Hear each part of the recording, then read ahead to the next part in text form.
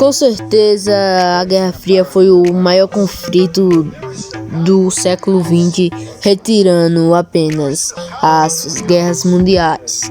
Que a Guerra Fria é dividida em várias guerras pelo mundo.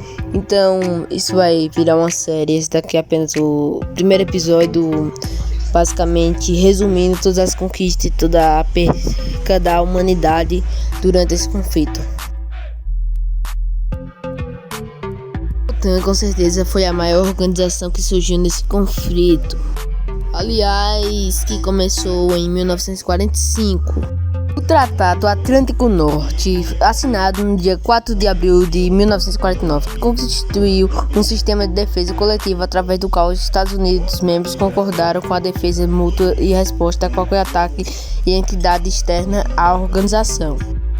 O Pacto de Varsóvia é quase a mesma coisa, só que da União Soviética.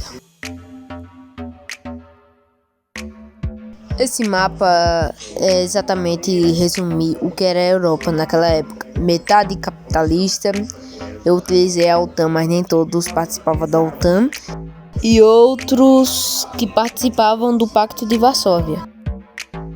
Lembrando que na Europa o que mais ficava mais perto da União Soviética era a Finlândia, que era capitalista, mas não da OTAN.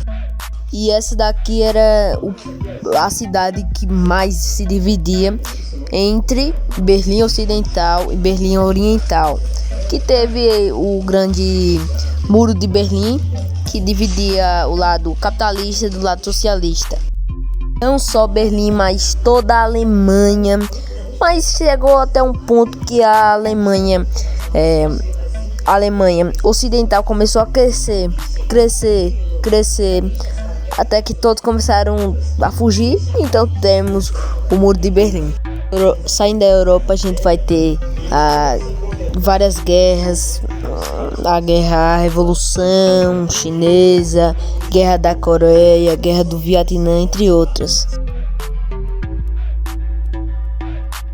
Na década de 70, a União Soviética começou a perder força econômica e enfrentar uma crise. Aí,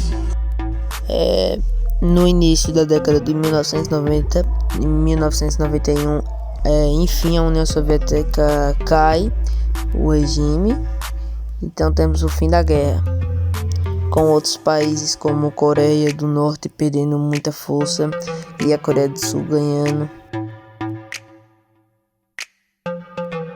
Da Segunda Guerra Mundial, os países europeus estavam lascados completamente. Então, os Estados Unidos, com o seu olhar político, vê o que? A chance perfeita de assinar o Plano Marshall. E sim, esse daqui é o Marshall. E esse plano ele dava ajuda financeira para os países europeus. Só que, temendo a crescida da União Soviética, eles fizeram o quê? Aqueles países iriam ser aliados dos Estados Unidos. É após esse plano que começa toda a Guerra Fria, provavelmente.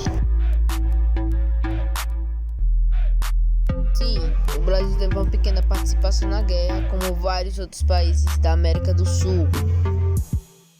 O Brasil não entrou bem na guerra, mas com essas guerrilhas comunistas, que era chamado, eles basicamente eram um foco de pessoas que queriam ser comunistas.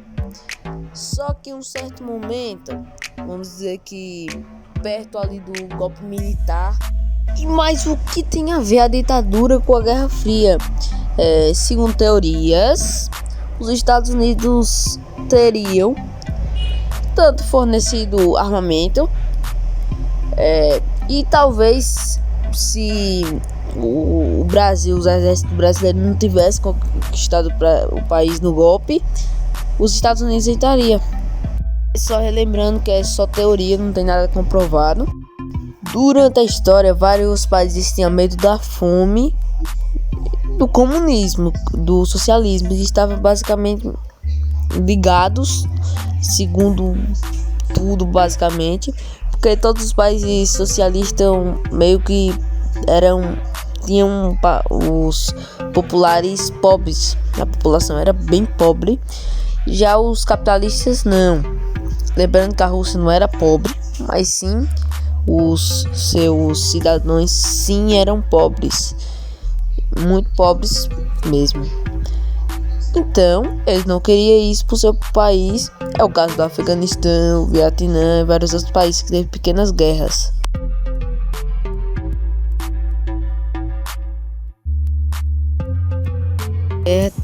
Na teoria começou em 1940, mas na prática foi mais ou menos na 1950 por aí, depois do Plano Marshall.